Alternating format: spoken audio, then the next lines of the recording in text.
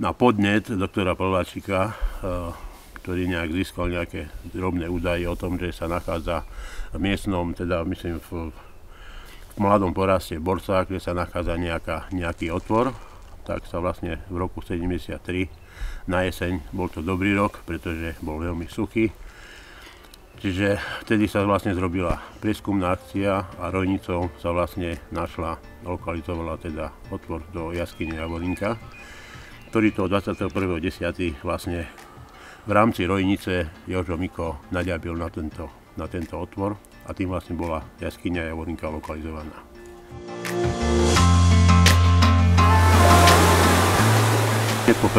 Po prvých akciách sa preskúmalo niekoľko 100 metrov dĺžky chodieb a prvé, by som povedal, také vážnejšie rozčarovanie vzniklo na jar, kedy pri návšteve jaskyne sa zistilo, že vlastne jaskyňou preteká riadny vodný tok, ktorý vlastne vstupné časti jaskyne zaplavuje.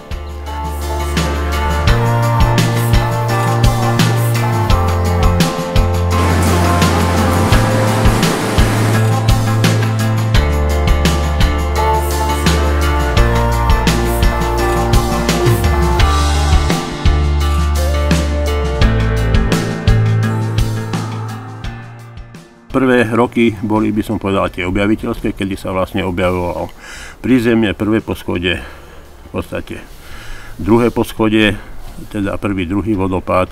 Keď bolo zlé leto, tak jaskyňa bola dlhodobo zaplavená a teda ostalo nám na prieskum nejaké ten 1-2 mesiace v zime, kedy vlastne bola jaskyňa ten najnižší stav vody a dalo sa prejsť.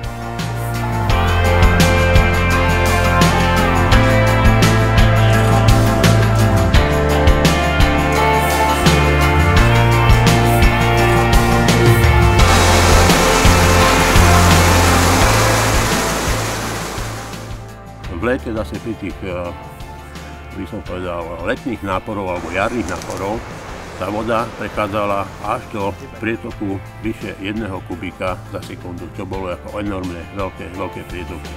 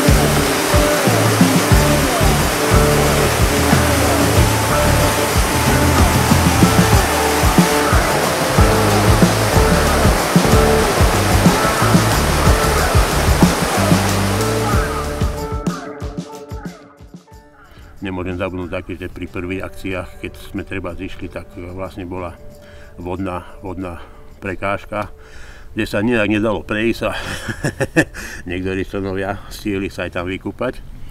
Hej.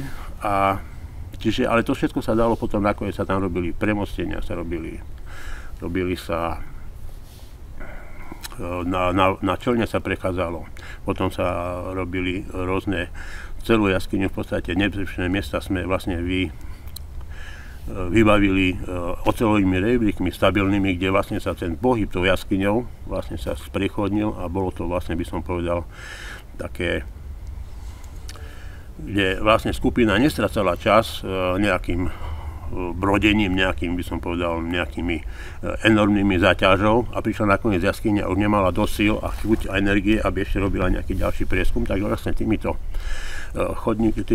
by som povedal, rebríkmi, lanami, čo aj premostím aj všetkým týmto sa vlastne tá jaskyňa sprechodnila do takej miery, že členovia boli schopní potom aj po niekoľkých 10-12 hodinách ešte robiť nejaký výskum v daných časoch jaskyne, kde sa potom vlastne objavovali tie, by som povedal, tie novšie veci, ako obrovský dom za tretím vodopádom.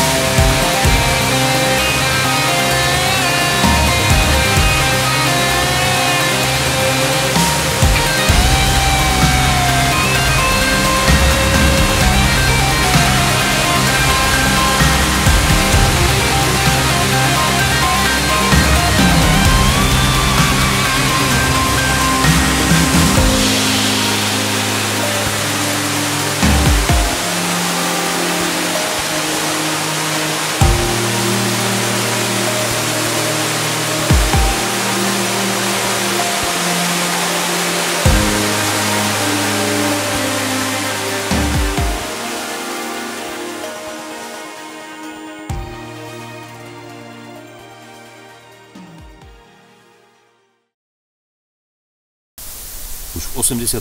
roku, keď sa dorazilo k polosifónu, kde bola obrovská chodba znížená do minimálneho profilu, ktorý trebalo prehradávať, aby sme sa dostali k stene tretieho vodopádu a k ďalším vodorovným úrovňam.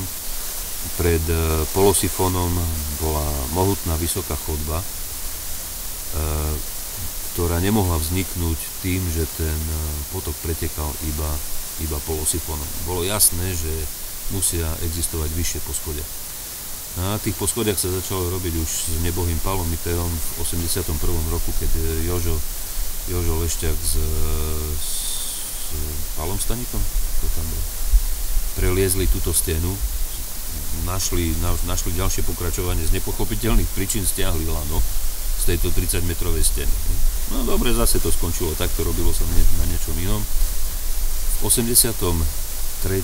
sme sa k tej stene vrátili, znova bola vylezená do v podstate vodorovnej úrovne, ale s kominovým pokračovaním. V 85. sa vyliezol vysoký dom nad touto stenou, nad komínom pred polosifónom. No a tam sme narazili vlastne na ďalšie vodorovné úrovne.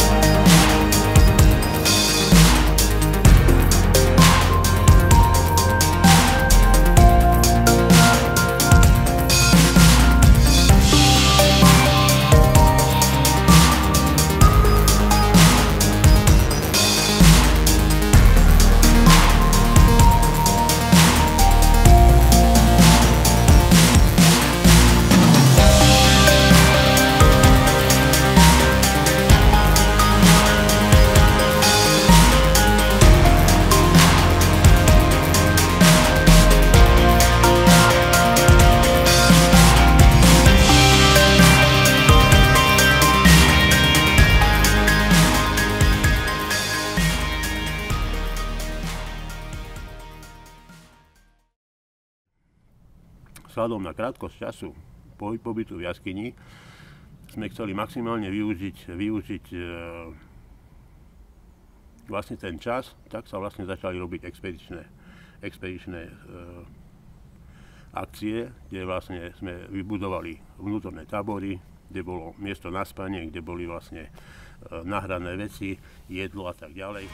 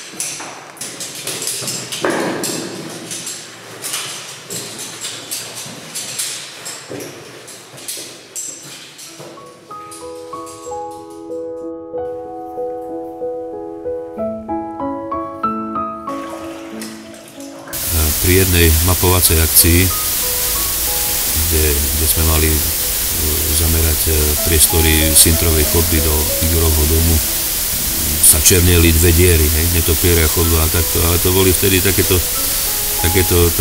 časy, že isto sme nevládali ísť ďalej, tak len sme dokončili a registrovali sme túto dieru, tamto dieru. No a postupom času po oddychoch sme sa pustili ďalej.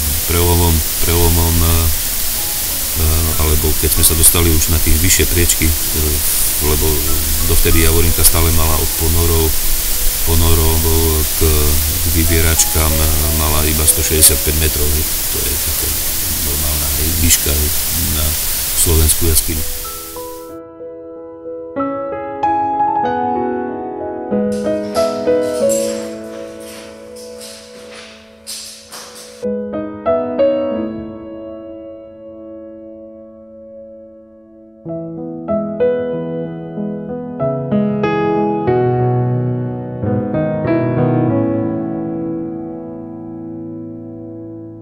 you.